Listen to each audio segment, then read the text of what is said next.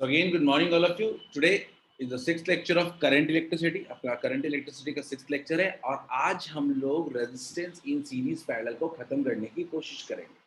ठीक है? आज हमारा sixth lecture है और आज basically हमने जो topic पढ़ चुके हैं उस पे बेस्ड और questions करेंगे हम लोग और different types of circuits पढ़ेंगे जो हमने capacitors में भी पहले पढ़ रखा है. तो let's see, देखते हैं. Today's date is 25th of June.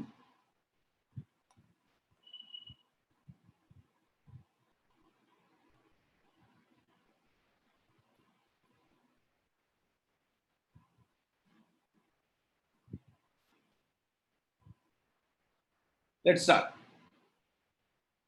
तो जल्दी से एक बार कॉन्सेप्ट को रिकॉल कर लेते हैं. हमने पहले बात किया था रेजिस्टेंस इन सीरीज के बारे में.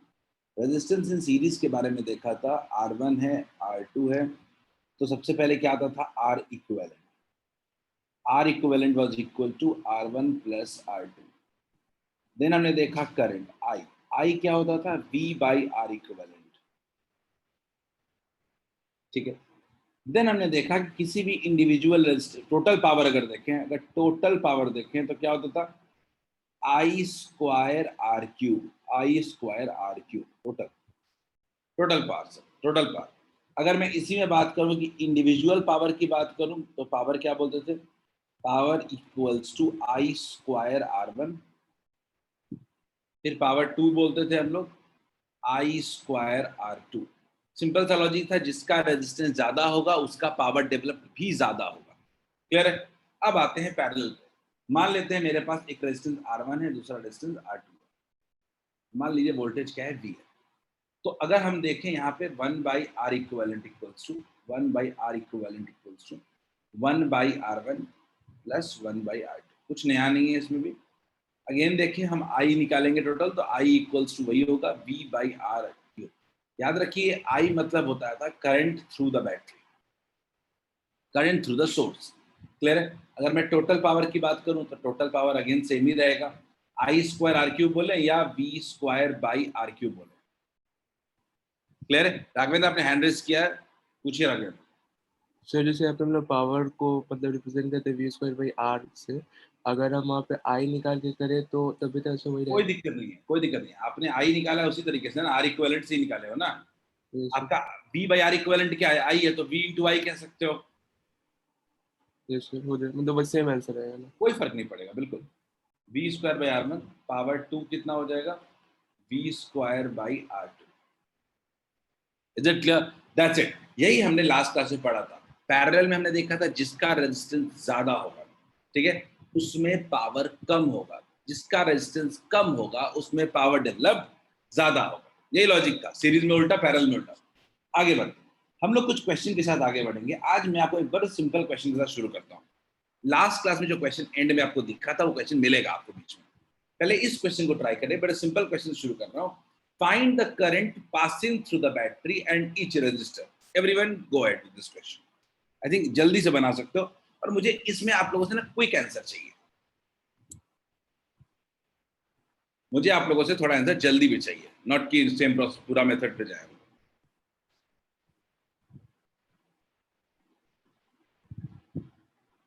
ठीक है आदर्श, गुड.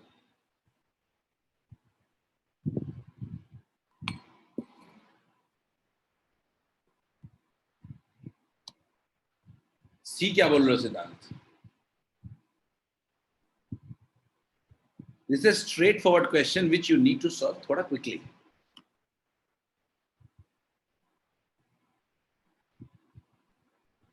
वैष्णवी सी क्यों बोल रहे हो, ए बोलोगे ना, एम्पियर ना, कूलम क्यों बोल रहे हो. आकाश ठीक है.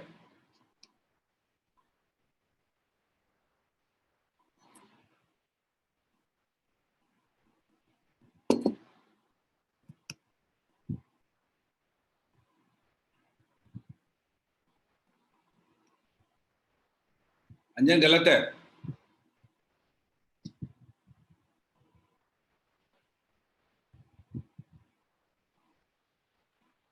दिव्या सही है.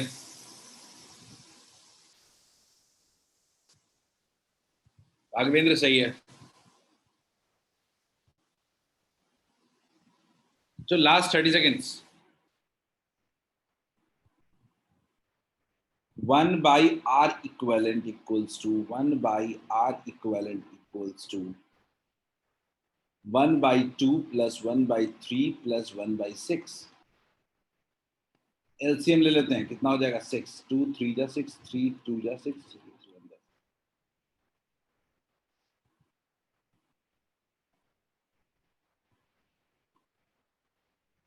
तो R इक्विवेलेंट इक्वल्स टू 1. पहला चीज। अगला आता है करंट थ्रू द बैटरी, कितना हो गया V by R equivalent. V by R equivalent कितना हो गया 30/1, यानी कितना हो गया 30 एम्पियर। यानी आपको टोटल करंट आ गया इसमें।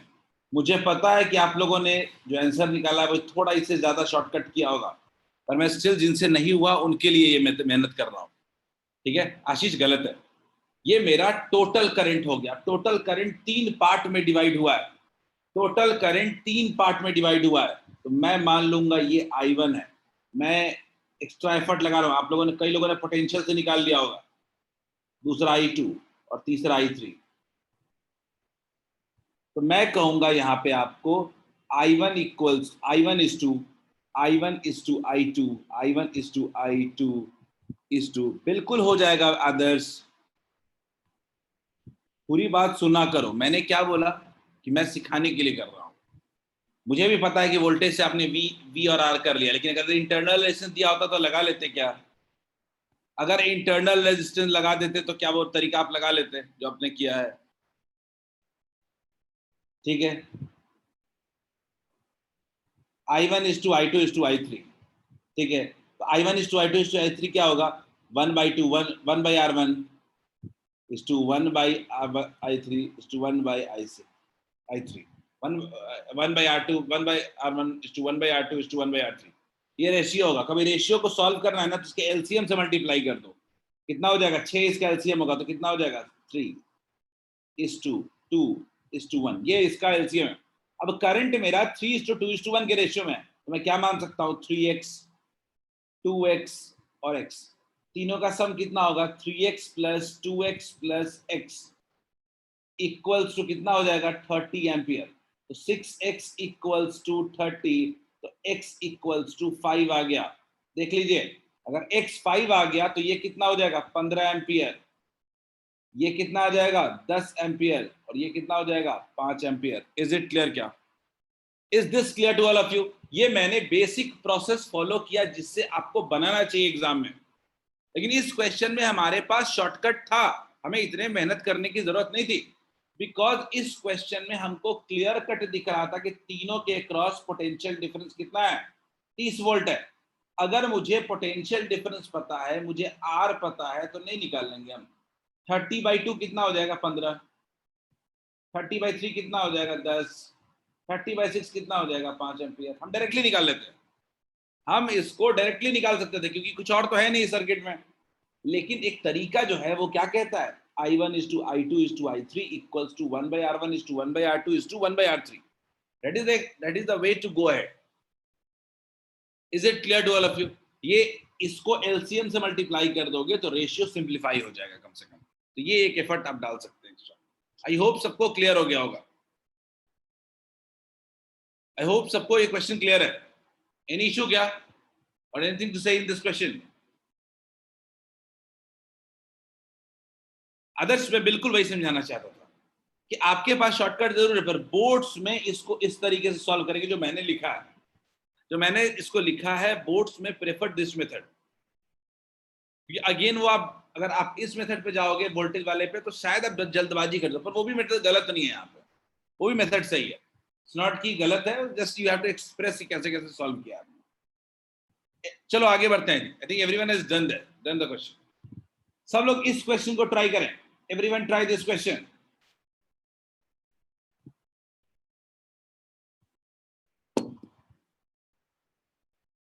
Everyone try this question.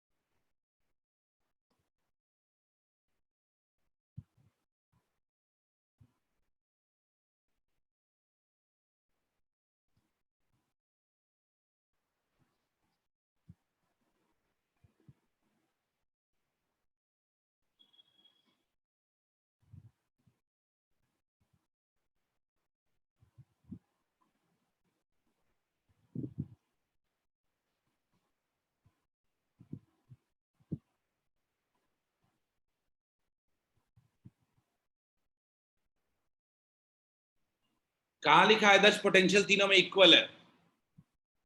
Adarsh unmute कर रहा हूं। आदर्श कहां लिखा है कि तीनों में पोटेंशियल इक्वल है?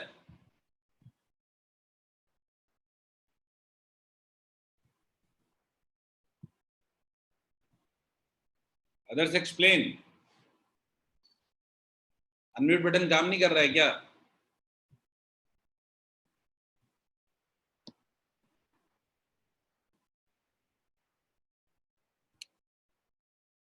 नहीं कर सकते अनम्यूट? शादी वादी में बैठे हुए हो क्या कहीं? डीजे विजे लगाए हुए हो अगल बगल में?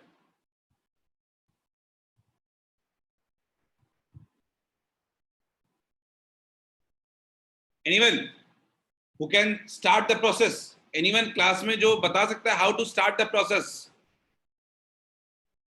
एनीवन? गलत है राघवेंद्र, बिल्कुल गलत है, बिल्कुल गलत लॉजिक है। You are going wrong way. Nidhi? Sir power पता है और वोल्टेज पता है तो रेजिस्टेंस निकाल लेंगे तीनों का। एक्सीलेंट एक्सीलेंट, वेरी गुड और शिवम, वेरी फिर गुड, सही था शिवम आपका भी। ये आपका बल्ब का वोल्टेज नहीं दे रहा है, बल्ब रेटेड पूछ रहा है। Bulb is rated. पढ़ाने के बाद जब इस तरह की बेवकूफियां करते हो ना तो गुस्सा आता है। बल्ब इज रेटेड लिखा है। जब बल्ब इज रेटेड बोल रहा है तो हर बल्ब की रेटिंग है, और रेटिंग है तो सबका रेजिस्टेंस निकाल लीजिए ना। पहला R1, R1 कितना होगा? V square by P। 50, मेरा V कितना है? 200, कितना हो जाएगा? स्क्वायर बाई 50, कितना आ रहा है? 800 ओम आ रहा है। अब R2 पे आते हैं। R2 equals to again V square P by P। जब पैरेलल बोल रहे हो आदर्श तो वैसे ही कैसे कर दिए हो?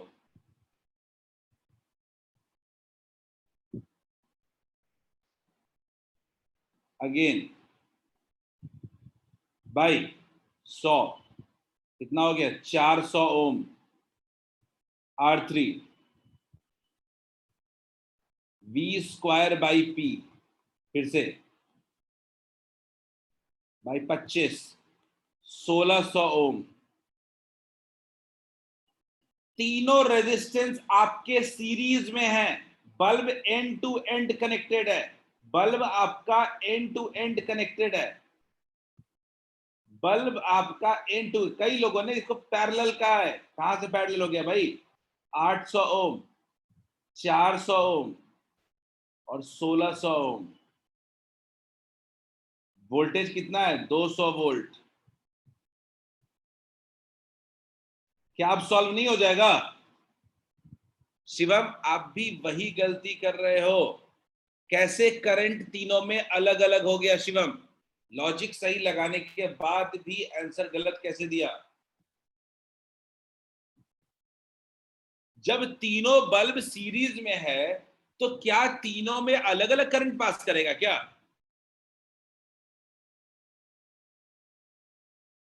Kalyani, you are saying √2। Raghavendra, is it clear?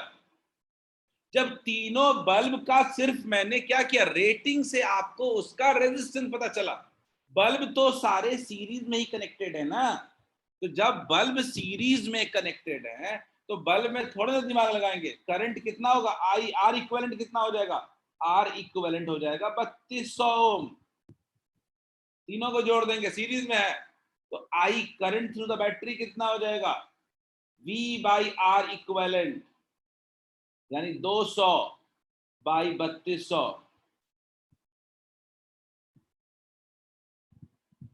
1/16 ampere, 1/14 ampere. Divya 1/14 ampere होगा। अंजन 2800 क्या बोल रहे हो? बोले निधि। सर वही रेजिस्टेंस 2800 होगा ना, ऐड करने पे 2800 आ रहा है।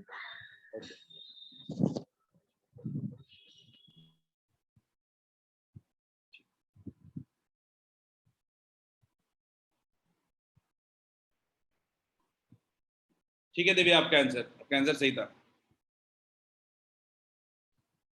अच्छा 2800 बोल रहे थे आर इक्वल। अंजन ठीक था आपको, ठीक है। वैष्णवी ठीक है, राघवेंद्र ठीक है, आनंद 28 2800 ठीक है, अंजन ठीक है, दिव्या सही है। चलो आया समझ में। अब जो एम्पियर आप पॉइंट में निकालना चाहते हो तो निधि सिंह 0.07 एम्पियर, ठीक है, 1498 होता है, ठीक है। चलिए मेरे अगले सवाल का जवाब दीजिए। Which will glow with more light, किसमें इंटेंसिटी ज्यादा होगी? In which bulb will intensity be higher? निकाल, बिना सॉल्व किए बताओ, बिना सॉल्व किए बताओ कि किसमें इंटेंसिटी ज्यादा होगा। वेरी गुड आदर्श, अंजन वेरी गुड, आदर्श वेरी गुड। नहीं शिवम, सेकंड कैसे? भाई सीरीज में हमने पढ़ा था ना कि पावर जो होता था वो power is equal to I square R, तो power was directly proportional to R होता था। तो जिसका रेजिस्टेंस ज्यादा उसका पावर ज्यादा, तो bulb 3 will glow with much more brightness. बिल्कुल सही है सान्या। आद्या फर्स्ट कैसे होगा? फर्स्ट का तो कोई चांस ही नहीं है ना।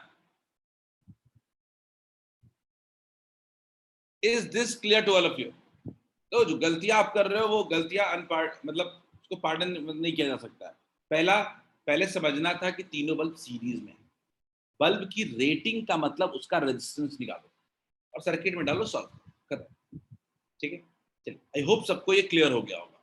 जस्ट होप कि we can move ahead, this question is not a issue anymore. चलिए आई थिंक यही क्वेश्चन था लास्ट क्लास में जो निधि आपने मुझे सॉल्व करके भेजा था। Let's give it a moment, इसको थोड़ा टाइम देते हैं, और कई लोगों ने इस पे टाइम ले भी लिया है, सॉल्व ट्राई भी किया है। आई वुड जस्ट लाइक कि थोड़ा वेट कर लेते हैं, जिनका हो गया है just don't don't get excited, सब लोग को सॉल्व करने देते हैं। पोल लॉन्च कर दूंगा थोड़ी देर। Everyone try this question.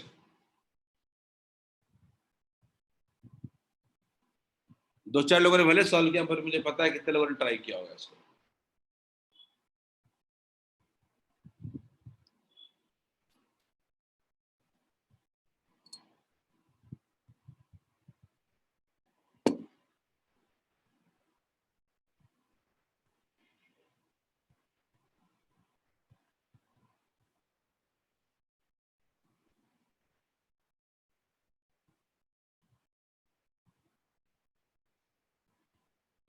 एक एक करके ले लेते हैं। निधि ने 20 वोल्ट का है, कल्याणी ने 5 वोल्ट का है, तो आर इफेक्टिव 20 आ रहा है, तक उस तक आगे नहीं बना चाहिए। ठीक है, देखते हैं आपने आर इफेक्टिव 20 ओम निकाला था, देखते हैं, लेट्स सी।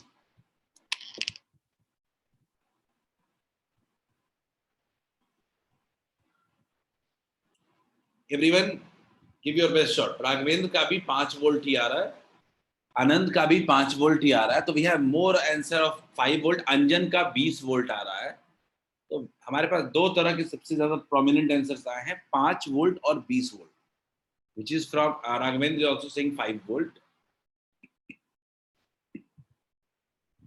Let's see, देखते हैं।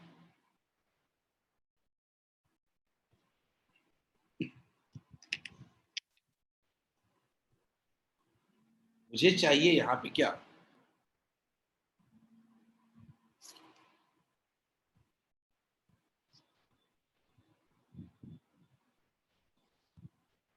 मुझे चाहिए इनपुट वोल्टेज चाहिए ना। और कहाँ का करंट दे रहा है? Current through the resistor 3 ohm, current through the resistor 3 ohm. कौन सा? इसमें इसमें दे रहा है 0.25 एम्पियर, ठीक है।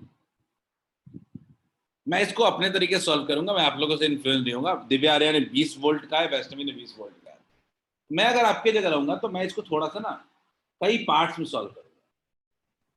मैं आंसर थोड़ा, मुझे थोड़ा आंसर आने में टाइम लग जाएगा, पर मैं बिल्कुल प्रॉपर इसको कई पार्ट्स में ब्रेक करके सॉल्व करूंगा। देखते हैं। सबसे पहला हिंट इस क्वेश्चन में मुझे कहां मिल रहा है? ये तीनों रेजिस्टेंस जो है वो सीरीज में, 3 2 5 और एक 6 ओम।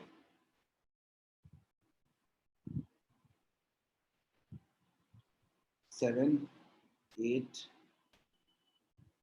7, 8, 9, ये एज यूजुअल रहेगा, ये 5 रहेगा, ये 6 रहेगा, और ये पूरा का पूरा कितना हो गया?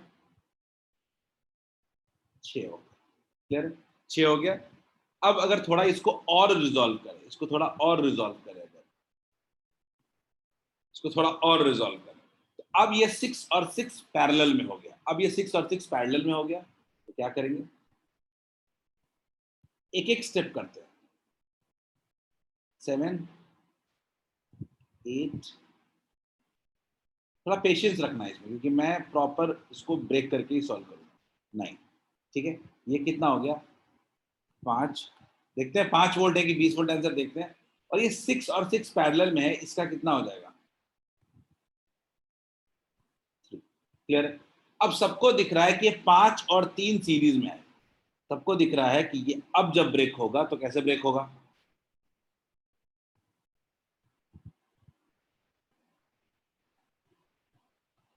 सेवन, 8, ये 8 है, ये भी 8, ये भी 8 है, और ये क्या है? 9। यही ब्रेकिंग है ना? ठीक। यहाँ पे अगर आए हम लोग, अगर यहाँ पे हम लोग आए तो 8 और 8 कितना हो जाएगा? 4 हो जाएगा। मैं इतने पे ही रहना चाहता हूँ, ये लास्ट सर्किट में यही बनाऊंगा। ये 7 हो जाएगा, ये कितना हो जाएगा? 4 ओम, और ये फाइनली कितना हो जाएगा? 9। 9, 7, 16, 4, 20। मुझे इतना पता है कि करंट जो आ रहा है वो आपको कुछ इतना आ रहा है। बोलिए सही है क्या? क्या सबको आर इक्विवेलेंट 20 ओम आ रहा है क्या?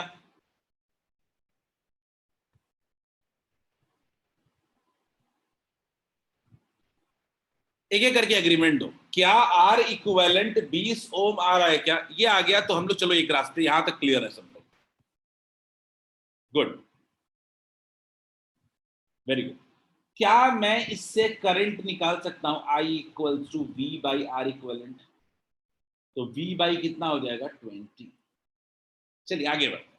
तो इतना तो क्लियर हो गया कि बैटरी से मुझे करंट कितना निकला है, v बाई 20। ये जो तरीका बता रहा हूं, ये कई बड़े सवालों का, देखो याद रखना, अगर जेई में क्वेश्चन आना है इस टॉपिक से जो मैं पढ़ा रहा हूं तो ऐसा ही आना है, और कोई क्वेश्चन नहीं आ सकता। सीधा सीरीज पैरेलल कभी नहीं आता है, यही सब आता है। तो v बाई 20, इसीलिए क्वेश्चन बड़ा इंपॉर्टेंट हो जाता है कि पूरे सर्किट में कितना है? v by 20। मैं इसके जस्ट पीछे वाले सर्किट में जाऊंगा, मैं क्या बोलूंगा? अच्छा ये v बाई 20 है, v बाई 20 है, v बाई 20 है। यहां तक तो ठीक है, मैं हर वायर में करंट ड्रॉ करूंगा बस खाली, मेरा इस ड्रॉ करने के दौरान ही मेरा क्वेश्चन सॉल्व हो जाएगा। v by 20। अब बताओ कि v बाई 20 दो पार्ट में डिवाइड हो रहा है, दो पार्ट में डिवाइड हो रहा है। तो v बाई 20 जब दो पार्ट में डिवाइड हो रहा है तो एक में दोनों इक्वल है, इक्वल नहीं भी होता तो भी निकाल लेते। तो क्या v बाई 40 नहीं कह सकते क्या? और इधर भी v बाई 40 नहीं कह सकते क्या? बोलिए कितने लोग को मेरी बात क्लियर है? जब इक्वल रेजिस्टेंस में डिवाइड हो रहा है तो v बाई 40 कर दिया, v बाई 20 दो पार्ट में डिवाइड हो गया, v बाई 40। क्या ये क्लियर है सबको इस सर्किट में? यानी अभी तक हमने क्या पढ़ा कि मेरा इसमें करंट है v बाई 20, मेरा इस ब्रांच में करंट है v बाई 40, मेरा इस ब्रांच में करंट है v by 40। Is it clear? अब मुझे v बाई सब कुछ करंट पता चल गया है। मैं कह रहा हूं कि मेरा यहां पे करंट है v बाई 20, मैं यहां कह रहा हूं मेरा v बाई 40 है, और मैं यहां भी कह रहा हूं मेरा v बाई 40 है। कोई तकलीफ? अब बोलो यहां पे v बाई 40 आ रहा है तो ये भी क्या दो पार्ट में डिवाइड हो रहा है क्या? क्या ये भी दो पार्ट में डिवाइड हो रहा है क्या 6 और 6 में? तो क्या इसको भी हाफ हाफ नहीं कर देंगे? तो ये क्या v बाई 80 नहीं हो जाएगा, और ये v बाई 80 नहीं हो जाएगा? बोलिए अंजन, तो क्या ये v बाई 80 का वैल्यू पहले से ही दिया हुआ है क्या? 0.25। तो क्या हम लोग v बाई 80 इक्वल्स टू 0.25 कह सकते हैं क्या? यानी 1/4 कह सकते हैं क्या? तो क्या मेरा v 20 वोल्ट नहीं आ गया क्या? बोलिए। मैं ये आपको इससे टफ क्वेश्चंस के लिए तैयार कर रहा हूं। ये लॉजिक कभी फेल नहीं करता है, सिर्फ एक सर्किट बना लोगे ना। ये तो वोल्टेज अननोन कर दिया था, बल्कि वोल्टेज नोन करके किसी एक ब्रांच में करंट भी पूछा जा सकता था। तो क्या सॉल्व नहीं हो जाएगा क्या? अगर ब्रांच में भी करंट पूछता तो क्या हम इसको नहीं निकाल लेते?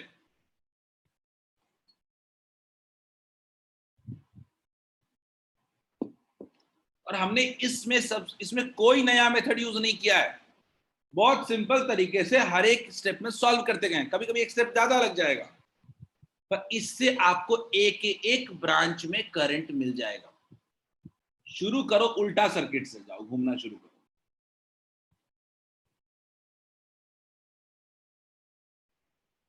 वैष्णवी, उसका वोल्ट फाइंड करके इस क्वेश्चन की बात कर रहे हैं ना, कि अगर मैं हर ब्रांच का करंट चाहूं तो वोल्ट निकाल लेंगे उसके बाद में। मैं कह रहा हूं वोल्ट दे देगा जनरली। आपसे पूछेगा किसी ब्रांच का करंट बताइए, तो हम लोग ये लॉजिक याद रखेंगे। बोले निधि। सर हम भी ऐसे सर्किट बनाए, लेकिन हम जैसे सर अब फर्स्ट सर्किट बनाए थे तो वहीं पे सर आई 0.25 है, तो उससे कर लिए कि 6 और 6 में कितना जाएगा। मतलब सर हम सारे सर्किट को पहले ही करंट निकालते गए और एंड में जाके इधर करंट पता था तो वी निकाले, रजिस्टेंस इट्स पता प्रॉपर है। इमेजिनेशन पे है। देखो देखो निधि, क्या होता है ये इमेजिनेशन पे है। If you can imagine well, ये सब तो इमेजिनेशन ही है ना। ये तो एक स्टेप पे भी सोच सकते हैं ना कि करंट अच्छा आधा आधा डिवाइड हो रहा है, 6 जा रहा है, ठीक है, क्योंकि आपने आर इक्वल निकाला कमांड। लेकिन मैं कह रहा हूँ this is the method, this is the sir method which will never fail. Sir मतलब हम भी ऐसे सर्किट बनाए थे, लेकिन सर आप नीचे से सॉल्व किए, मतलब और वी के टर्म में करते गए, लास्ट में कंपेयर किया, और हम आई आप के उल्टा टर्म में किए हो, करते आप गए। करंट को डबल करते गए हो। If I am not yes sir, yes sir. Not bad, इस क्वेश्चन में वो लग सकता है, इस क्वेश्चन में। लेकिन जनरली जो क्वेश्चन आता है नीचे, फाइंड द अननोन करंट आता है, ठीक है। फाइंड द अननोन करंट जब आएगा तो आपको ये मेथड काम आएगा। क्यों? आगे बढ़ते हैं। मैं उम्मीद करता हूं कि लॉजिक जो हमने बताया है, आप इस लॉजिक को अपने दिमाग में रखेंगे और इसको बनाएंगे।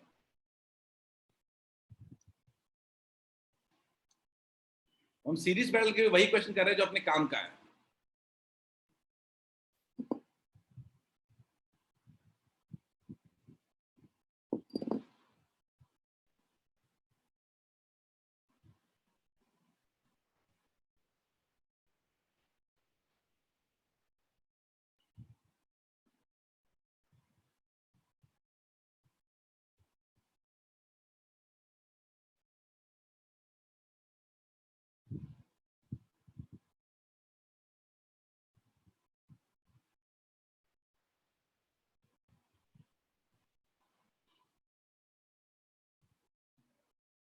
Some of you might say कि सर ये और आसान मेथड से बन जाएगा, but I would still recommend कि फाइंड अ इजियर मेथड।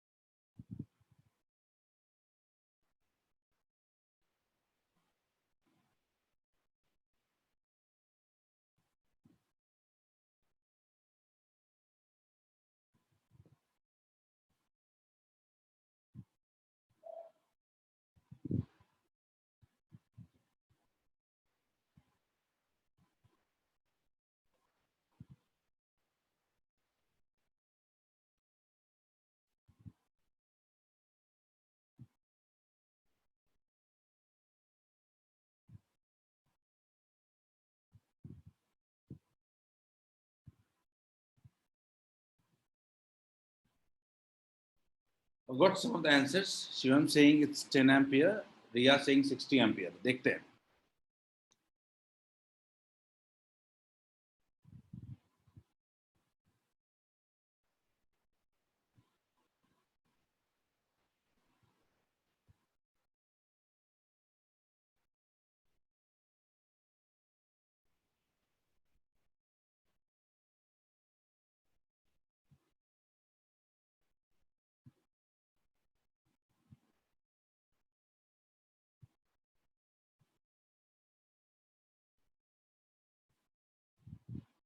सब लोग अपना सॉल्व करें। Don't look at the screen, there is no need, give your best effort. मेरी आंसर का आंसर 5 एम्पियर है।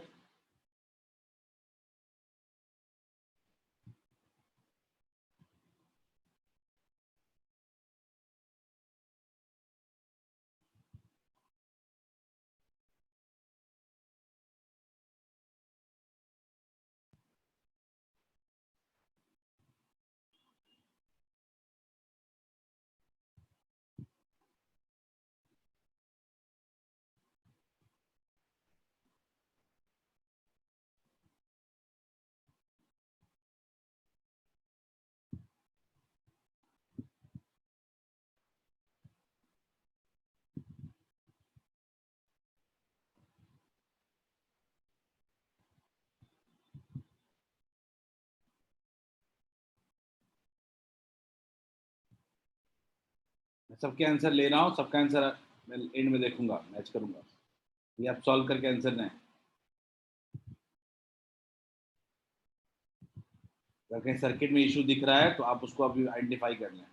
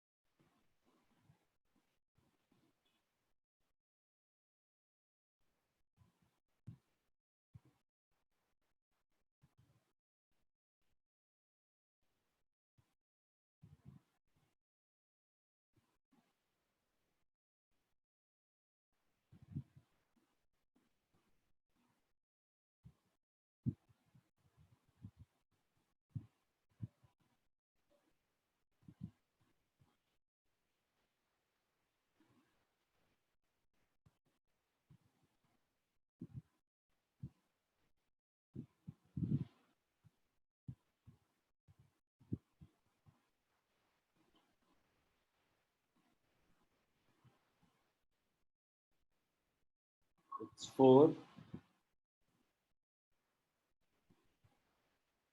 मुझे बताओ क्या R इक्विवेलेंट 10 ओम आ रहा है क्या? पहला मेरा सवाल ये है, उसके बाद ही कुछ बात करेंगे।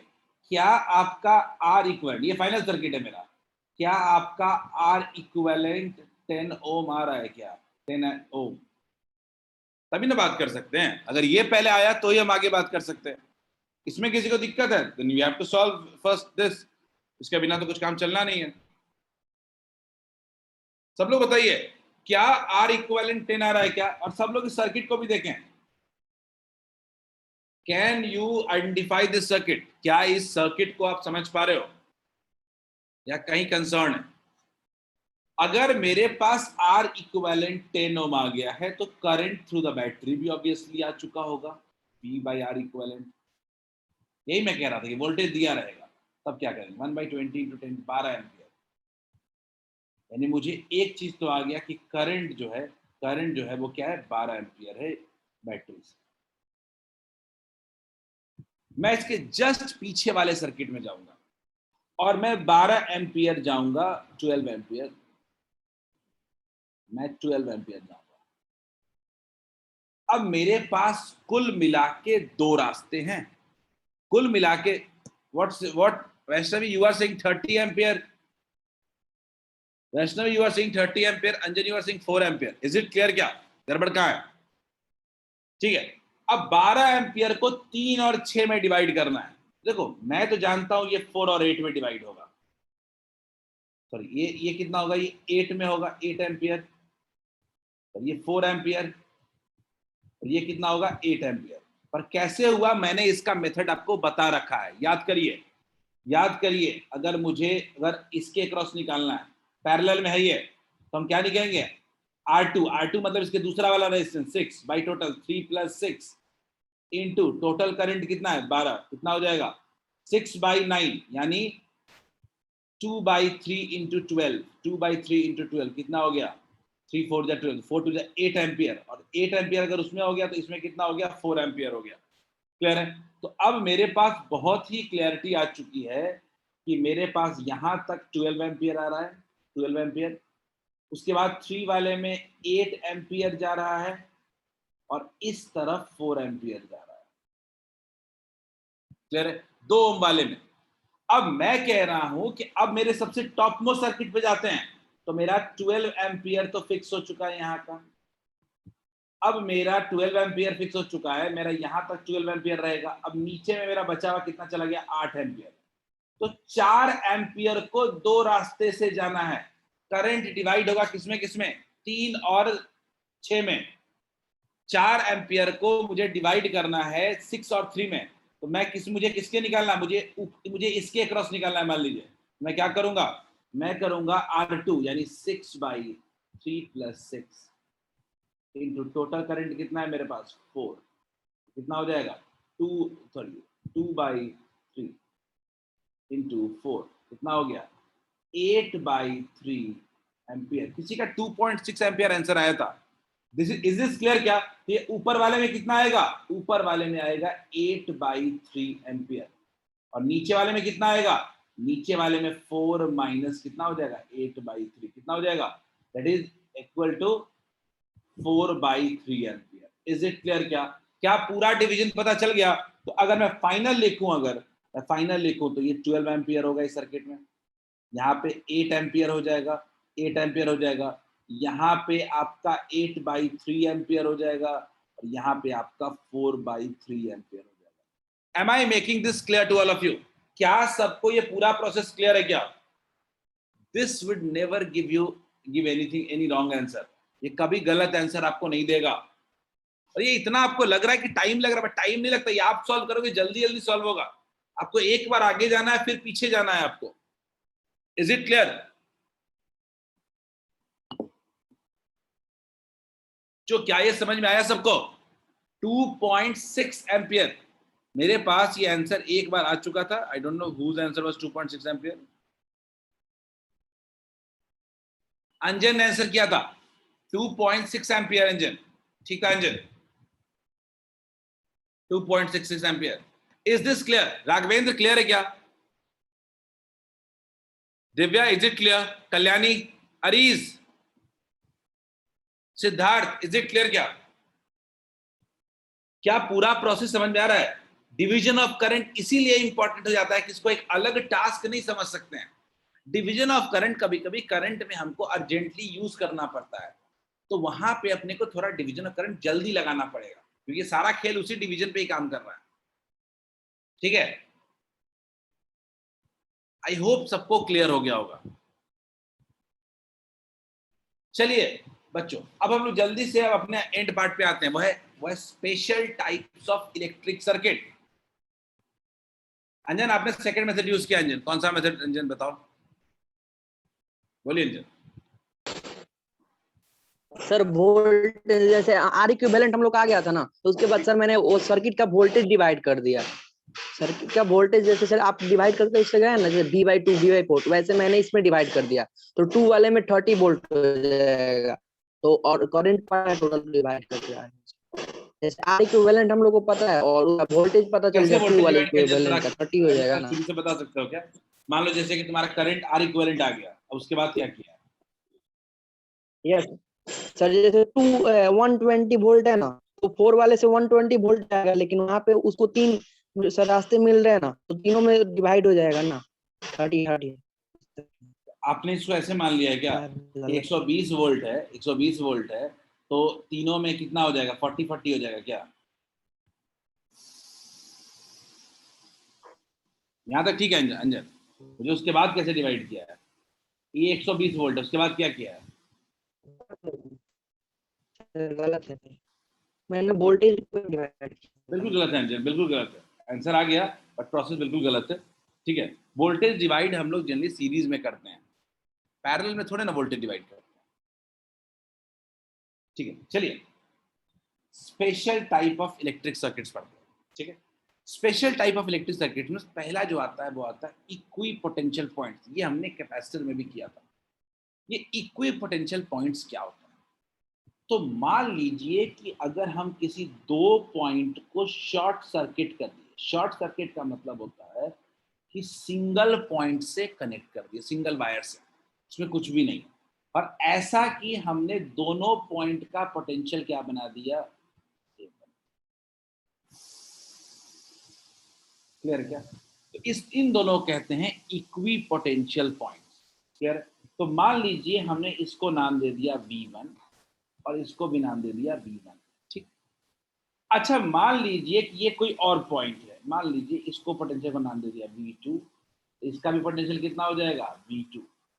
यानी अगर मैं नेमिंग करूं पॉइंट का A, B, C और D, तो मैं कह सकता हूं कि potential at A is equal to potential at C।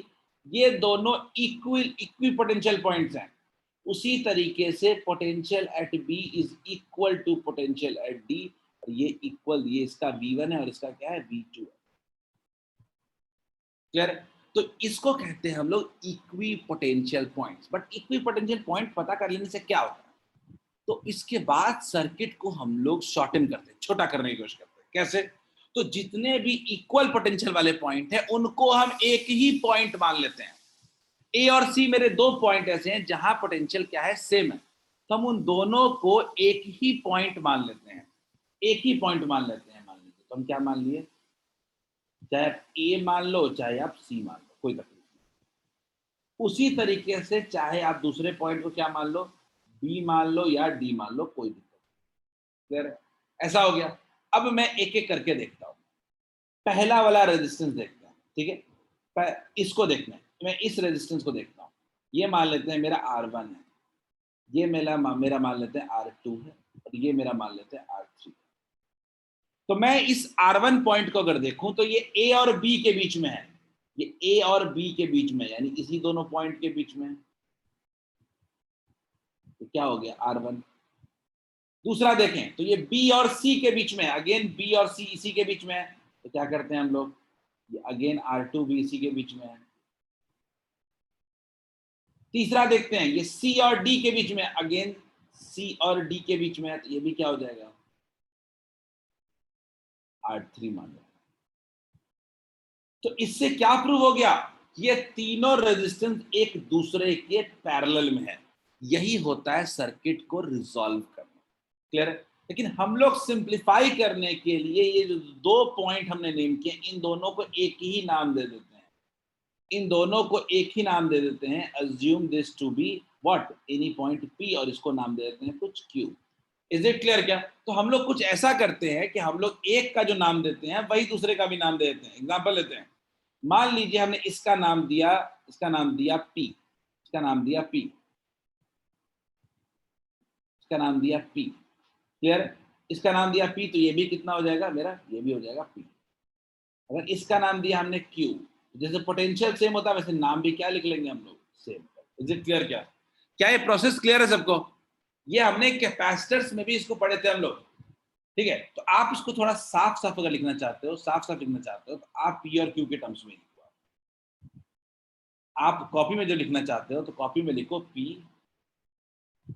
Q, ठीक है। P Q, ABCD भूल जाइए आप, ABCD आप भूल जाइए। क्लियर है?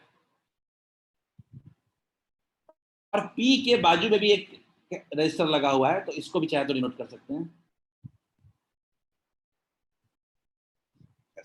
ठीक है। और ये तीनों रेजिस्टेंस एक दूसरे के पैरेलल में, एक लेफ्ट वाला रेजिस्टेंस सीरीज में, हाँ सीरीज में डाल दिया उसको।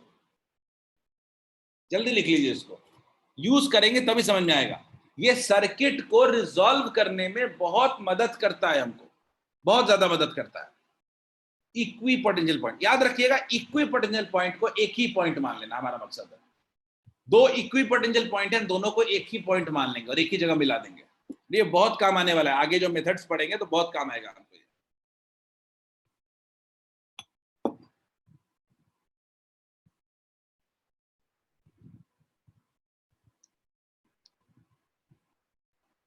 जल्दी लिख लो फिर हम लोग आगे बढ़ेंगे। नेमिंग सबसे इंपॉर्टेंट है इसमें, नेमिंग सबसे इंपॉर्टेंट है। वो कर लिया तो क्वेश्चन में दम नहीं है। इक्वी पोटेंशियल पॉइंट की नेमिंग सेम, और उसके बाद उसको एक सिंप्लीफाइड सर्किट बनाना, यही दो मेन मकसद होना चाहिए।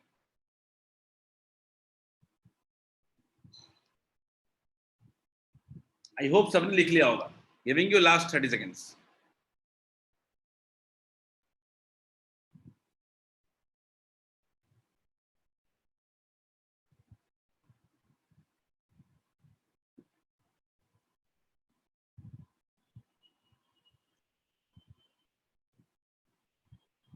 मैं एक इनफाइनाइट सर्किट नहीं लाया हूं, बिल्कुल वो कैपेसिटर वाले की तरह ही काम करता है।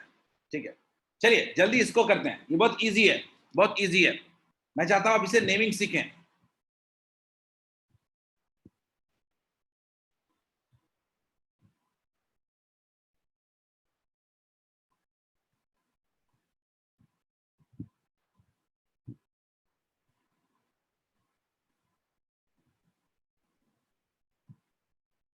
शिवम ठीक है, राघवेंद्र ठीक है, आई थिंक आपने पिछला वाला लॉजिक लगा दिया है।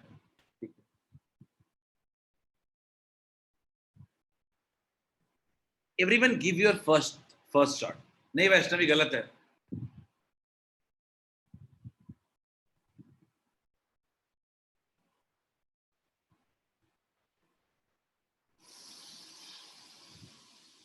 It's all about how you name the points. Kalyani अंजन ठीक है।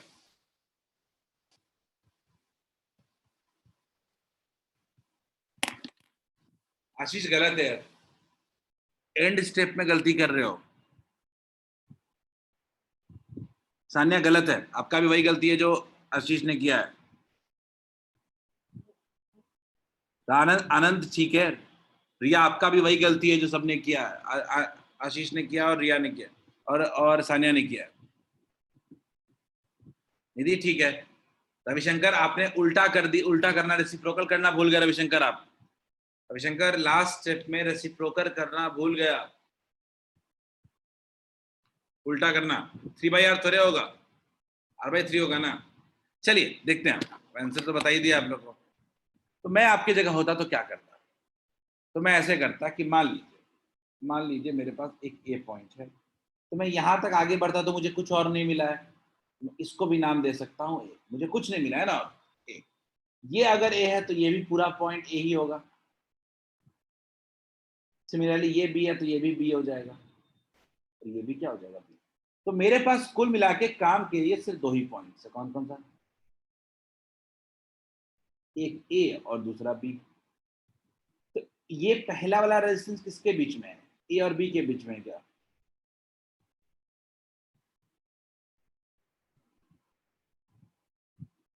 क्या दूसरा वाला रेजिस्टेंस भी ए और बी के बीच में है? क्या तीसरा वाला भी ए और बी के बीच में? क्या तीनों पैरेलल नहीं है? क्या आर इक्विवेलेंट r/3 नहीं हो जाएगा? क्या पैरेलल है ना, सिमिलर रेजिस्टेंस इन पैरेलल। तो क्या उतना ही से डिवाइड नहीं कर देंगे क्या? बोलिए Ravishankar, is it clear? Ravishankar क्या ये क्लियर है?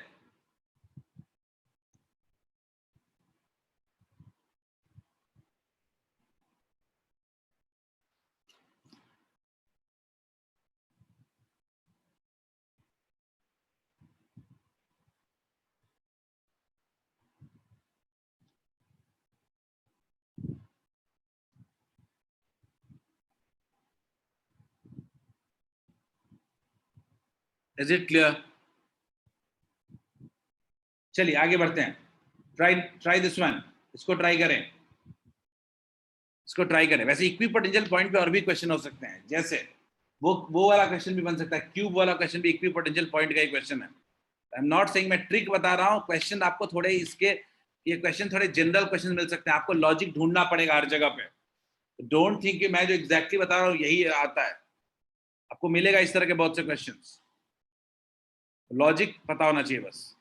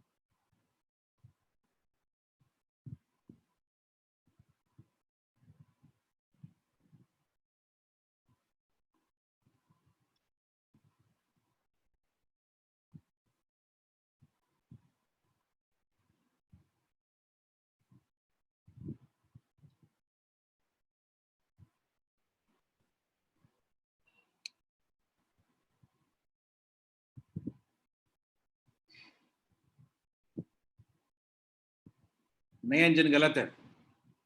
शिवम 4R/3 कह रहे हो। राघवेंद्र 2V/3R। V लेने की जरूरत थी क्या राघवेंद्र? राघवेंद्र V लेने की जरूरत थी क्या?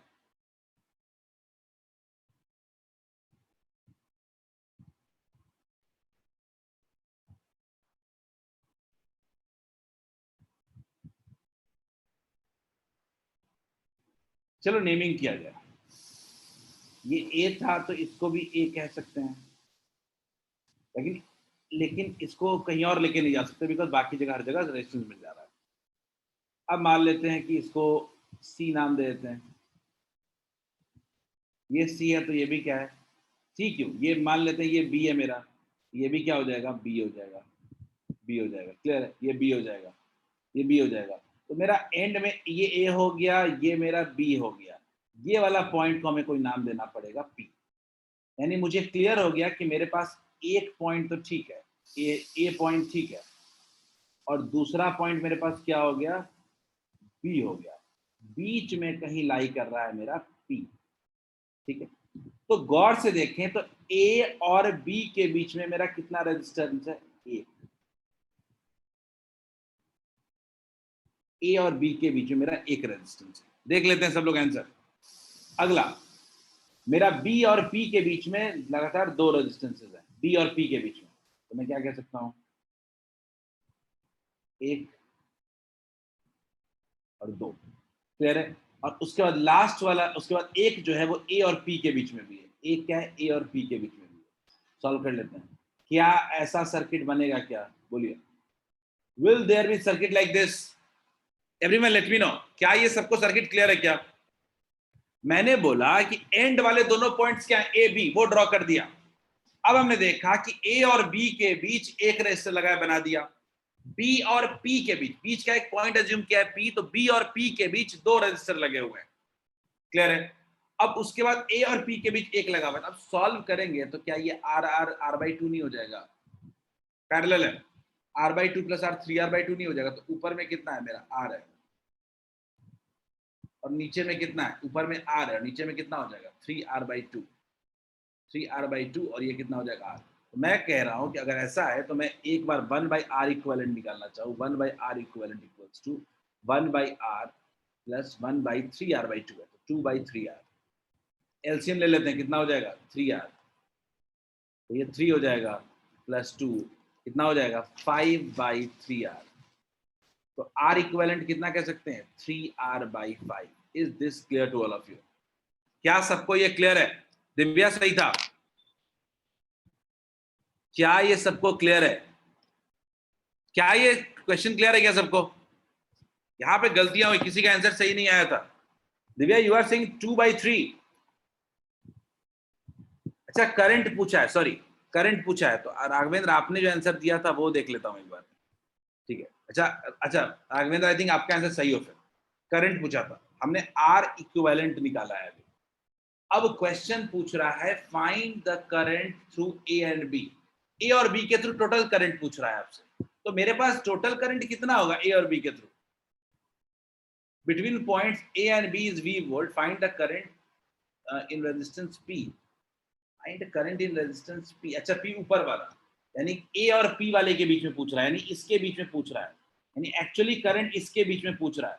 तो मेरे पास वोल्टेज कितना है? मेरे पास वोल्टेज कितना हो गया? V वोल्ट हो गया, V वोल्ट हो गया। तो करंट I टोटल करंट कितना हो जाएगा? V/R इक्विवेलेंट हो जाएगा। V/R इक्विवेलेंट हो जाएगा, कितना हो जाएगा V/R इक्विवेलेंट?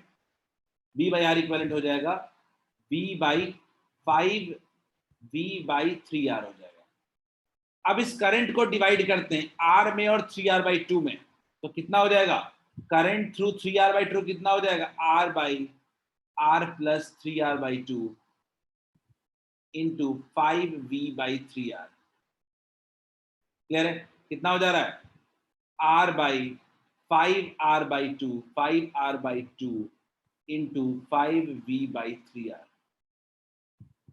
ये R कैंसिल हो गया, 5 कैंसिल हो गया, 2/3R आ रहा है क्या? इतना 2V/3R आ रहा है क्या? 2V/3R आ रहा है क्या? 2V/3R is the correct answer. ठीक था आपका राघवेंद्र, वेरी गुड। आपका आंसर उस समय सही था, 2V/3R। पहला हमें ये R इक्विवेलेंट निकालना होगा, फिर हमको टोटल करंट निकालना पड़ेगा, टोटल करंट का करंट में डिवीजन करना पड़ेगा। बोलिए क्लियर है क्या? Is it clear to all of you? दिक्कत है तो बताओ इस क्वेश्चन में। पहला प्रोसेस R इक्विवेलेंट निकालना है, उसके बाद आपको नॉर्मल सर्किट की तरह इसको ट्रीट करना पड़ेगा। आपको करंट थ्रू द बैटरी निकाला आपने, फिर करंट को आपने 2 पार्ट में डिवाइड कर लिया। क्लियर है? अगर ये क्लियर है तो ही हम अगले सेक्शन में बढ़ेंगे, वो है व्हीटस्टोन ब्रिज।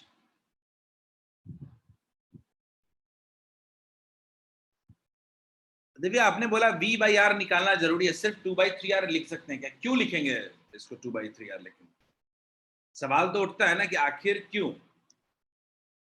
बिकॉज हम लोग के पास करंट नहीं, करंट निकालना है तो करंट तो अपने को सॉल्व करना पड़ेगा ना, ऐसे कैसे निकाल सकते हैं?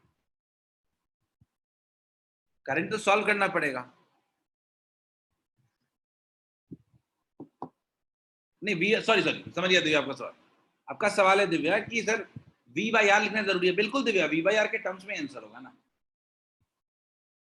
चलिए नेक्स्ट पार्ट, अगला पार्ट पे आते हैं, व्हीटस्टोन ब्रिज। मैंने व्हीटस्टोन ब्रिज के बारे में पहले भी बताया था आपको, एक बार और बता रहा हूं, और इसको एक बार और पढ़ेंगे इस चैप्टर में अगले वीक में। क्या होता है व्हीटस्टोन? व्हीटस्टोन ब्रिज कुछ नहीं है, 5 रेजिस्टर का एक सर्किट है, 5 रेजिस्टर का। ठीक है, कैसे? तो याद रखिएगा, अगर सॉल्व व्हीटस्टोन ब्रिज समझना हो, आप इसके लिए 2 पॉइंट 4 पॉइंट मान लीजिए, 4 पॉइंट मान लीजिए। ठीक है, चारों पॉइंट के एडजेसेंट पॉइंट्स के बीच में रजिस्टर लगे हुए।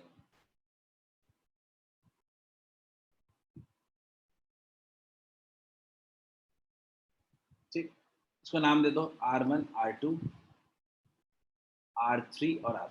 ठीक, अब आपके कुल मिला के जो चारों पॉइंट्स हैं, कौन कौन सा मान लेते हैं? A है, दूसरा क्या है? B है, तीसरा क्या है? C, और चौथा क्या है? D है। सॉल्व कैसे करते हैं समझते हैं, कैसे समझा रहा हूं। तो कोई 2 ऑपोजिट पॉइंट्स के बीच में बैटरी लगा दीजिए, कोई 2 ऑपोजिट पॉइंट के बीच में बैटरी लगा दीजिए, और कोई 2 बचे हुए ऑपोजिट पॉइंट के बीच में क्या लगा दीजिए? कोई बचे हुए 2 पॉइंट के बीच में एक और रेजिस्टेंस लगा दीजिए। That is called Wheatstone bridge. Is it clear क्या? इज इट क्लियर क्या? ये एक तरीके का 5 रेजिस्टर और एक बैटरी का नेटवर्क है। ठीक है, ये 5 रेजिस्टर और एक बैटरी का नेटवर्क है। बैटरी तो चलो एक्सटर्नल पार्ट है, इसका सोर्स है। तो ये एक सर्किट है इस तरह का, 5 रेजिस्टर का। लेकिन इस व्हीटस्टोन ब्रिज में एक नॉर्मल सर्किट की तरह ट्रीट होगा, लेकिन इसका एक कंडीशन होता है, balanced Wheatstone bridge. Balanced Wheatstone bridge जो अभी पढ़ेंगे हम लोग अभी सिर्फ बैलेंस्ड व्हीटस्टोन ब्रिज पढ़ेंगे। Balanced Wheatstone bridge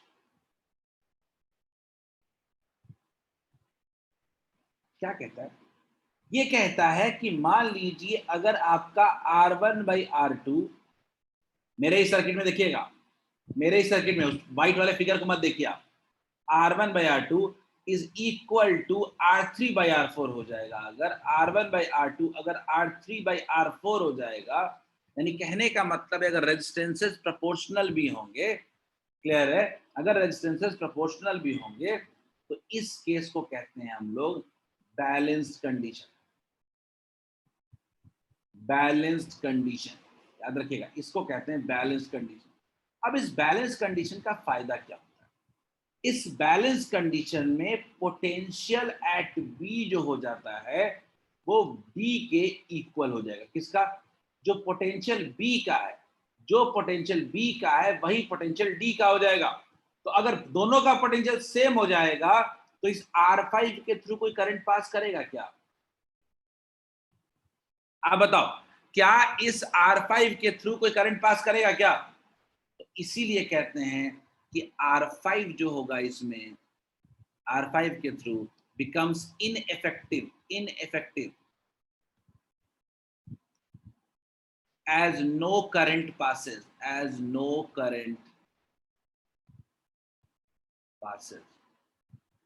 is it clear? क्या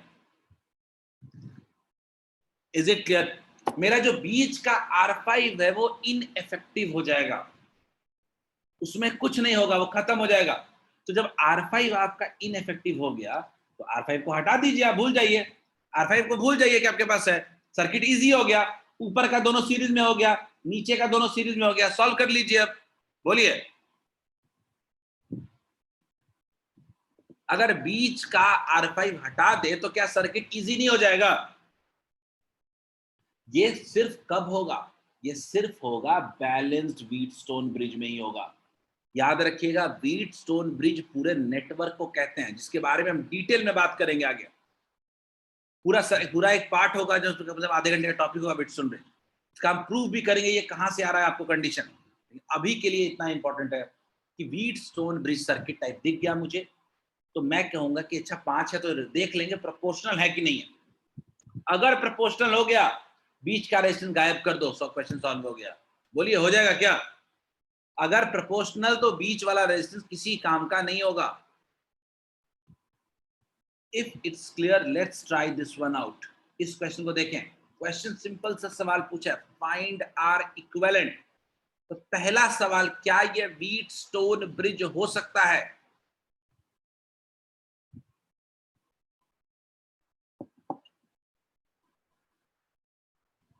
क्या ये बैलेंस्ड व्हीटस्टोन ब्रिज हो सकता है? अगला सवाल है।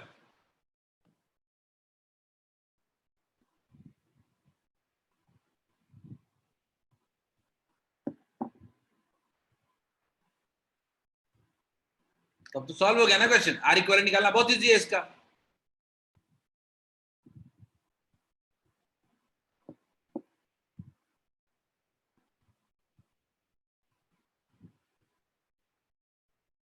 बस बता रहा हूँ राघवेंद्र, एक सेकंड रुक जाओ। 16 और 8, 16 इंटू 8 5 24, 16 इंटू 8 24। ठीक है, सही है राघवेंद्र। अंजन सही है, अंजन राघवेंद्र ठीक है, आनंद बिल्कुल सही है, वेरी गुड। ये बिल्कुल कैपेसिटर में भी यही काम किया था। कैपेसिटर में थोड़े ना अलग किया था, वहां भी यही काम किया था, इक्विपोटेंशियल पॉइंट में बिल्कुल सेम किया था। शिवम ठीक है, शिवम ठीक है, बट 5.6 की 5.33? नहीं 5.6 ठीक है। निधि गलत है। मेरा पहला सवाल मेरा इस तरह के सर्किट में होता है, is this a Wheatstone bridge? तो मैं कहूंगा हाँ ये व्हीटस्टोन ब्रिज है। R1, R2, R3, R4 और R5 व्हीटस्टोन ब्रिज है। 5 रेजिस्टेंस का नेटवर्क है, ठीक है, जिसके कुल 2 पॉइंट के बीच में बैटरी लगेगी और 2 पॉइंट के बीच में ये 4 मेरे पॉइंट, जो एक व्हीटस्टोन ब्रिज के 4 पॉइंट्स होते हैं, तो 4 पॉइंट्स कुछ ऐसे हैं। लेकिन होता क्या है कि अगर ये बैलेंस्ड हो गया, बैलेंस्ड है क्या पहले चेक कर लो। R1/R2 कितना है? 10/6 है, यानी 5/3 है। It is equal to R3/R4। मतलब मामला क्या है? बैलेंस्ड व्हीटस्टोन ब्रिज है। मतलब मामला क्या है? बैलेंस्ड। बैलेंस्ड व्हीटस्टोन ब्रिज जैसे ही आया, ये 5वां रेजिस्टेंस काम खत्म हो गया। अब सर्किट में क्या बचा हुआ है? सर्किट में बचा हुआ है 10 ओम, 6 ओम, 10 और 6 5 3, कितना हो जाएगा? 16 और ये कितना हो जाएगा? 8। तो R इक्विवेलेंट कितना हो जाएगा? 16 इंटू 8 बाई 16 प्लस 8, यानी 16 इंटू 8 बाई 24। कितना आ रहा है? 16/3 ओम आ रहा है। Is this clear to all of you? नहीं रिया, 24 कैसे होगा? पैरेलल में थोड़े ना ऐड हो जाता है रिया, पैरेलल में थोड़े ना ऐड हो जाता है।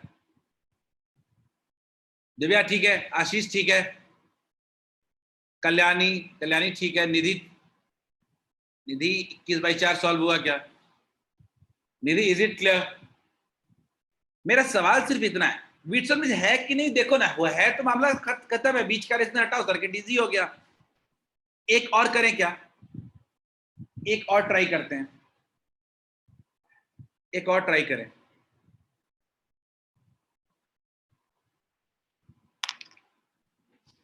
ठीक है निधि, इसको ट्राई करें। अब ये फिर वही सवाल हो गया है, तो ये बी वाला पार्ट मत सॉल्व करना, टाइम वेस्ट होगा सिर्फ। अब घर पे ट्राई करना बी वाला पार्ट। मुझे ना बस इक्विवेलेंट रेजिस्टेंस बता दो, मुझे आप सिर्फ इक्विवेलेंट रेजिस्टेंस बताएं।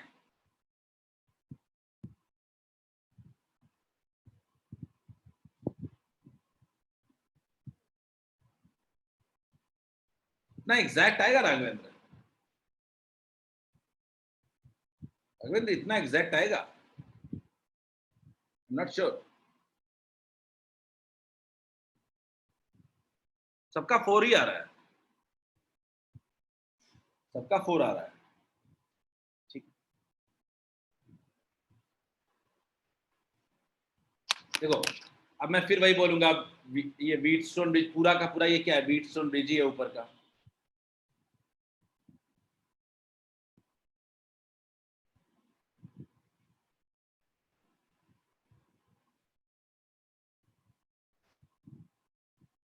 आशीष बिल्कुल सही, पहला आंसर कल्याणी और आशीष का ही है। सब लोग 4 बता रहे हैं, पर 4 नहीं होगा अगर आंसर होगा तो। इसका टोटल कितना हो गया? 16, सिद्धांत सही है, 16/3 ओम। मुझे सॉल्व करने दो पहले।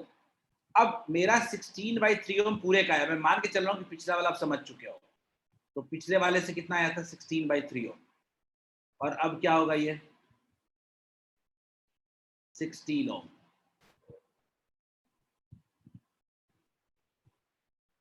अब ये 60 वोल्ट, और ये क्या है? ये मेरा कितना है? 1। ठीक है, तो कितना हो जाएगा? 16 × 16/3 डिवाइडेड बाई 16 + 16/3। क्लियर है? तो ये कितना हो रहा है? 16 × 16/3 इज इक्वल टू 48 + 16 64/3। गया 4 कितना हो गया? 4 बिल्कुल सही है। पर ये सीरीज में 1 ओम कौन जोड़ेगा? सीरीज में 1 ओम कौन जोड़ेगा? आर इक्विवेलेंट में तो कितना हो जाएगा? आर इक्विवेलेंट में तो 4 + 1 हो जाएगा ना, 5 ओम। दिव्या 10.6 ओम ना, दिव्या 4 ओम आ रहा है इसका इक्विवेलेंट, और 1 ओम ऐड कर देंगे, कितना हो जाएगा? 5 ओम। Is it clear? क्या रविशंकर? 4 ओम आ रहा है उसका ऊपर का, और 1 ओम आ रहा है नीचे, सीरीज में हो जाएगा, तो क्या टोटल 5 ओम नहीं हो जाएगा? क्या टोटल 5 ओम नहीं हो जाएगा क्या?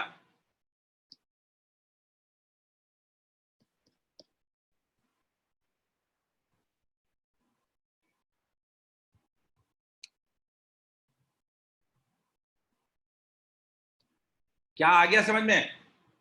ये व्हीटस्टोन ब्रिज बन जाएगा सबसे। व्हीटस्टोन ब्रिज जनरली नेटवर्क का एक पार्ट हो सकता है, या पूरा का पूरा नेटवर्क भी हो सकता है। ये नेटवर्क का एक पार्ट है। अब करंट निधि आप सॉल्व कर लीजिएगा। आई एम एक्सपेक्टिंग, मैं आपको ये वर्क एट होम दे देता हूं, इसको आप कर लीजिएगा। ये इतना कुछ खास नहीं है, तीन पार्ट्स पैरेलल में आप सॉल्व कर सकते हैं। हाँ, किसी ने हैंड रेज किया है, निधि बोलिए। सर हम ये बोले थे कि 20 ओम वाला रेजिस्टेंस तो इनएक्टिव है सर, वहाँ पे करंट 0 हो जाएगा, ये बोल सकते हैं? बिल्कुल लिखना पड़ेगा, क्योंकि क्वेश्चन में पूछा है साफ साफ। क्वेश्चन में साफ साफ पूछा है कि करंट इन ईच रेजिस्टेंस बताना है आपको। ये सर, तो वही हम भेजे थे कि 20 ओम में सर 0 होगा। बिल्कुल बिल्कुल लिखना पड़ेगा, 0 एम्पियर। पोटेंशियल डिफरेंस 0 है तो आई भी 0 है। यस राघवेंद्र, अब ये सॉल्व करना है, अब ये सॉल्व कर लोगे मुझे लगता है। अब ये वर्क एट होम दे रहा हूँ। करना क्या है, 3 पार्ट्स हैं, तीनों पैरेलल में होंगे।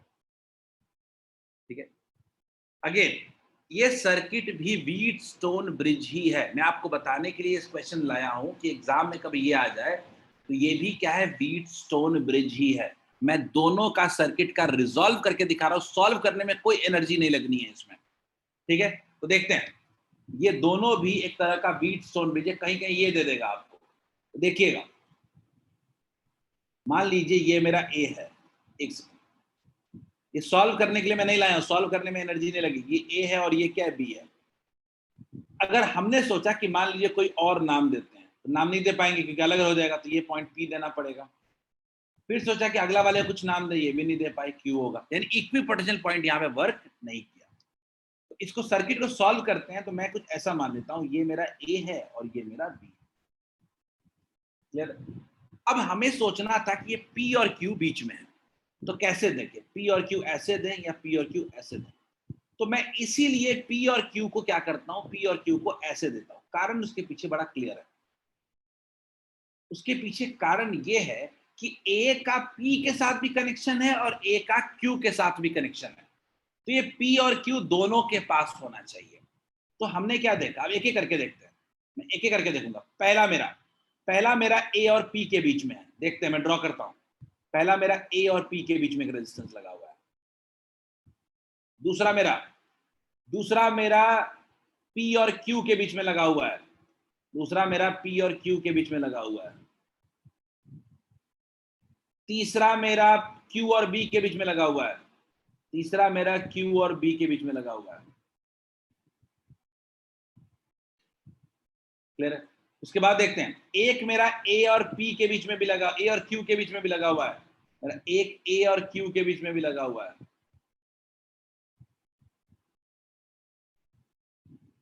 और एक मेरा बी और पी के बीच में भी लगा हुआ है। क्या ये व्हीटस्टोन ब्रिज नहीं हो गया क्या? बोलिए, क्या ये सिंपल व्हीटस्टोन ब्रिज नहीं बन गया क्या? सबका आर है। ये तरीका बताने की कोशिश कर रहा हूं। क्या इसको बैलेंस्ड व्हीटस्टोन ब्रिज नहीं कह सकते हैं हम लोग? मैं कह रहा हूं ये घुमा के सर्किट दिया, पर एक्चुअल सर्किट क्या है? यही है। तो इस तरह का सर्किट भी देखिए, जब 5 रेजिस्टेंस का नेटवर्क, ये भी एक व्हीटस्टोन ब्रिज रहेगा। मान लीजिए ऐसा, बिल्कुल सही है। अब टू आर पैरेलल में आर हो जाएगा, वो ठीक बात है। मेरा आंसर में इतना इंटरेस्ट नहीं है इसमें, क्योंकि ये तो इजी है, बन जाएगा। मेरा इंटरेस्ट है ये व्हीटस्टोन ब्रिज कितना हो गया इसमें। क्या ये व्हीटस्टोन ब्रिज क्लियर है क्या सबको? इफेक्टिव इसका आर ही होगा। दूसरा वाला भी कुछ इस तरीके से सोच सकते हैं आप लोग। दूसरा वाला भी कुछ इस तरीके से सोच सकते हैं कि मैं अगर इसको नाम दे दूं ए, क्लियर है, और ये मेरा क्या है, बी है। तो मेरे पास 2 पॉइंट है, एक है पी और एक है क्यू। तो मेरे पास ए और बी के बीच में एक्चुअली मेरे पास 2 पॉइंट्स है। अगेन फिर से पी और क्यू। गौर से देखिएगा, मैं बोलूं ए और पी के बीच एक रेजिस्टेंस है, ए और पी के बीच, देखते हैं। फिर ए और क्यू के बीच में भी है, फिर बी और क्यू के बीच में भी है, फिर बी और पी के बीच में भी है, और एक ए और क्यू के बीच में भी है, और एक एक क्या है, पी और क्यू के बीच में भी एक है। ये पी और क्यू के बीच में भी एक है।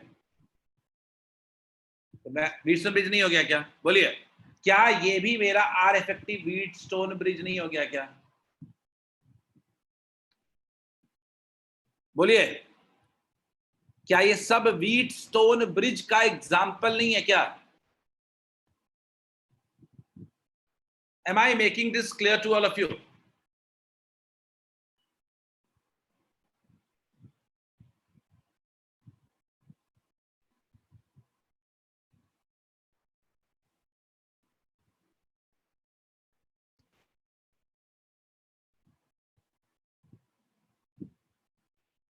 कहीं भी अपने को व्हीटस्टोन ब्रिज आएगा तो we will never leave that, we will solve. Balanced होना चाहिए, अनबैलेंस्ड के लिए आगे पढ़ेंगे हम लोग। बैलेंस्ड अभी हमारे पास क्लियर होना चाहिए। और जनरली एग्जाम में कभी आता है तो बैलेंस पहला प्रेफरेंस पे रहता है, पूछा जाता है। एक लास्ट पॉइंट बताना चाह रहा हूं, वो है सिमेट्रिकल सर्किट्स। ये बहुत इंटरेस्टिंग टॉपिक है। ये आपके ऐसे ऐसे खतरनाक क्वेश्चंस आपको डील करेगा जो आप देख के छोड़ सकते हो क्वेश्चन को, ठीक है। तो ये सिमेट्रिकल सर्किट क्या कहता है? ये बिल्कुल इक्वी पोटेंशियल पॉइंट की तरह है, लेकिन इसका असर जो होता है वो बड़ा इंटरेस्टिंग होता है। देखते हैं तो ये सिमेट्रिकल सर्किट क्या कहता है। कि मान लीजिए आपको कोई कहे कि ए और बी के बीच मान लीजिए निकालना है रेजिस्टेंस। अब आपको एक तरह का नेटवर्क दिया, तो क्या आपको देख करके पहला इंप्रेशन ये नहीं पड़ता है क्या कि बिल्कुल सिमेट्रिकल है? बिल्कुल सिमेट्रिकल है, जो जैसा ऊपर है वैसा ही नीचे है। देखो, कोई सीरीज पैरेलल तो होने वाला नहीं है इसमें। ना कोई सीरीज दिख रहा है आपको, ना कोई पैरेलल दिख रहा है, ना कोई व्हीटस्टोन ब्रिज दिख रहा है, कुछ नहीं दिख रहा है आपको। आपके पास कोई ऑप्शन है ही नहीं डायरेक्टली सॉल्व करने के लिए। क्या क्लियर है क्या सबको? बोलिए, क्या किसी को सीरीज पैरेलल दिख रहा है तो बता दो मुझे, ताकि पता चले कि अब आसानी से बन सकता है, सर अब टफ बना दिया। किसी को भी कहीं सीरीज कहीं पैरेलल दिख रहा है तो बताओ, otherwise we will fall for another method. नहीं दिख रहा है, वेरी गुड, किसी को नहीं दिखा कुछ भी। तो ये सर्किट में ना सीरीज है ना पैरेलल है, कुछ नहीं। लेकिन एक बात क्लियर है कि सर्किट जो है वो सिमेट्रिकल है, जितना जैसा ऊपर है वैसा नीचे है। तो मैं क्या एक पॉइंट कह सकता हूं क्या कि मान लीजिए ये मेरा पॉइंट P है, तो जो हालत P की है वही ऊपर वाले पॉइंट की है, वही हालत नीचे वाले पॉइंट की है। सिमेट्रिकल है तो इक्वल स्टेट में है हर जगह से। तो जो ऊपर का पोटेंशियल होगा वही नीचे का भी पोटेंशियल होगा, P और P। बोलिए, मैं कह रहा हूं कि जो पोटेंशियल ऊपर का होगा वही पोटेंशियल नीचे का भी होगा। बड़ा क्लियर हो गया कि ये इक्वी पोटेंशियल पॉइंट्स है दोनों। इक्वी पोटेंशियल पॉइंट में याद करो हमने पढ़ा था कि दोनों पॉइंट को मिला देते हैं। अब मैं इसको जब मिलाने जाऊं तो मैं ऊपर वाले को नीचे लेके आऊंगा तो ये क्या फोल्ड नहीं हो जाएगा क्या? क्या जब ऊपर वाले P को जब नीचे वाले P से मिलाने जाऊंगा तो क्या एक कागज की तरह ये फोल्ड नहीं हो जाएगा क्या? इसीलिए इसको हम लोग फोल्डिंग मेथड भी कहते हैं।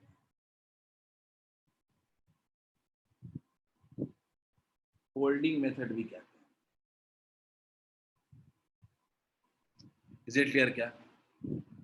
ये इसको हम फोल्ड कर रहे हैं, तो ये इस तरीके से फोल्डिंग मेथड है। क्या होता है, ये एक तरीके से आप कह सकते हो कि इसको पूरी तरह से आधा आधा फोल्ड कर देते हैं। रोटी है, आधी रोटी आधी आधी रोटी फोल्ड हो गई।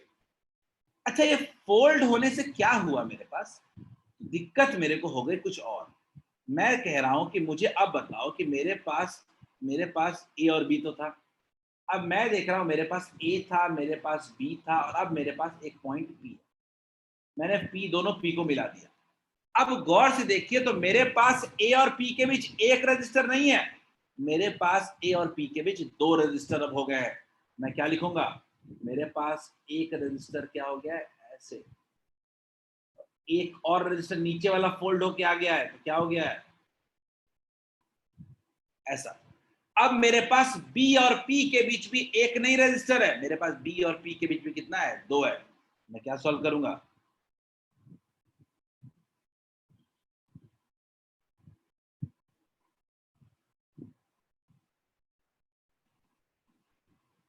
इज इट क्लियर क्या? ओवरलैप फोल्ड कर दिया सीधे सीधे, ये इसके साथ ओवरलैप कर गया। देखो ना, सीधे सीधे ये ऐसे समझो, ये इसके साथ ओवरलैप कर गया, ये इसके साथ ओवरलैप कर गया, और ये वाला इसके साथ ओवरलैप कर जाएगा। यानी मान लीजिए मेरे पास एक सेंटर में पॉइंट ओ है, मान लिया कुछ नहीं समझ में आ रहा था, एक पॉइंट नाम दे दिया ओ। तो ये ओ और पी के बीच भी अब दो रेजिस्टेंस लग रहे हैं, ये आर हो गया और ये भी कितना हो गया, आर हो गया। इज इट क्लियर क्या? अब ए और ओ के बीच एक ही है, फोल्ड भी करने के बाद एक ही रहेगा, ओ और बी के बीच भी एक ही है। बोलिए, क्या सर्किट अब रिजॉल्व नहीं हो गया क्या? ये क्या सारे पैरेलल वाले सॉल्व कर लेंगे तो क्या ये सर्किट बहुत सिंपल नहीं बन जाएगा क्या?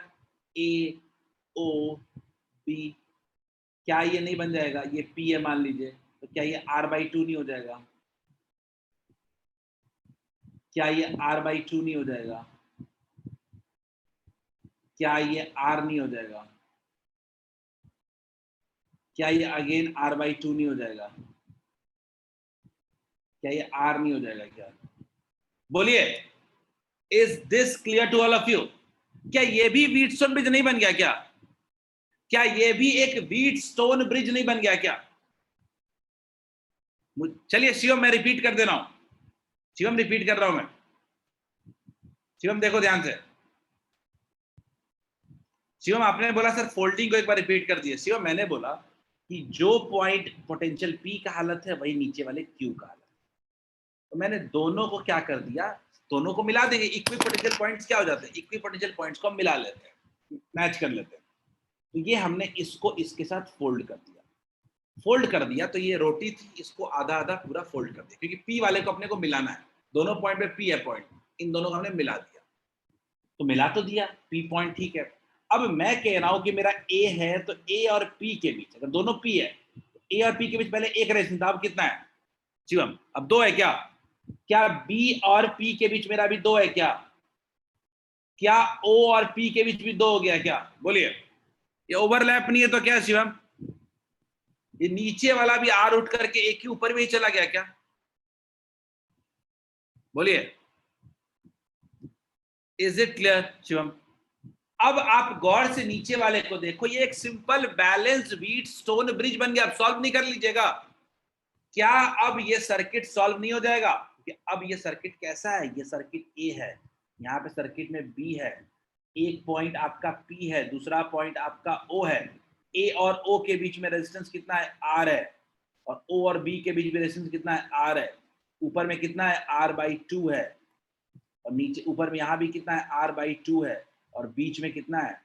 R/2 है। सॉल्व नहीं कर लेंगे हम लोग क्या? ये simple balance wheat stone bridge नहीं हो गया क्या? बताइए, isn't it simple balanced Wheatstone bridge? Everyone tell me. That's it for today. आज के लिए इतना ही। अब हम लोग प्रॉब्लम सॉल्विंग शुरू करेंगे। बाय गिव योर टेस्ट, पहले इस पे टेस्ट दे लो। अगले दिन हम लोग प्रॉब्लम सॉल्विंग करेंगे, तो हमें इस तरह के क्वेश्चन मिलेंगे। आप लोगों के लिए एक फोल्डिंग का एक क्वेश्चन दे रहा हूं, 2 क्वेश्चन दे रहा हूं। ये होमवर्क रहेगा फोल्डिंग का, और एक ये भी क्वेश्चन। मुझे पता है इस क्वेश्चन में थोड़ा फंसोगे आप लोग, एक जगह पे, एक बीच के एक पॉइंट पे आप थोड़ा फंसोगे। ये 2 क्वेश्चन होमवर्क दे रहा हूं। आशीष, होपफुली अब खुलेगा। 16 जुलाई तक तो कोई चांस नहीं दिख रहा मुझे, बट होपफुली अब खुलेगा।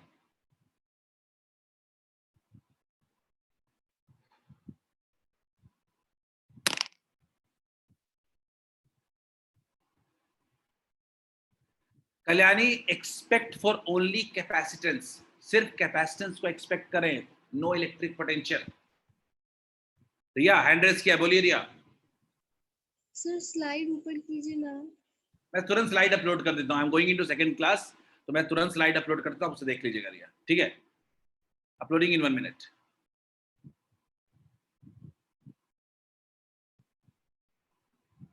आप लोग सब लोग क्वेश्चन सॉल्व कर लिए। 2-3 होमवर्क है, अगले दिन इसको डिस्कस करते ही क्लास शुरू करेंगे।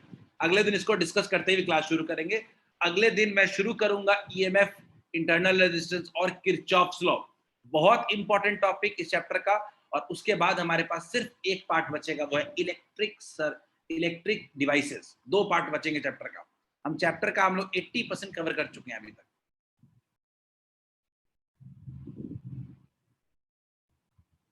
मीनू, RDSS होगा कि नहीं? मैं थोड़ा, मुझे टाइम दीजिए। आप लोग क्वेश्चन सॉल्व करके रखिए। टाइम 7 बजे से दिया हुआ, एक्सपेक्ट की होगा। चलिए, have a nice day, ending the session.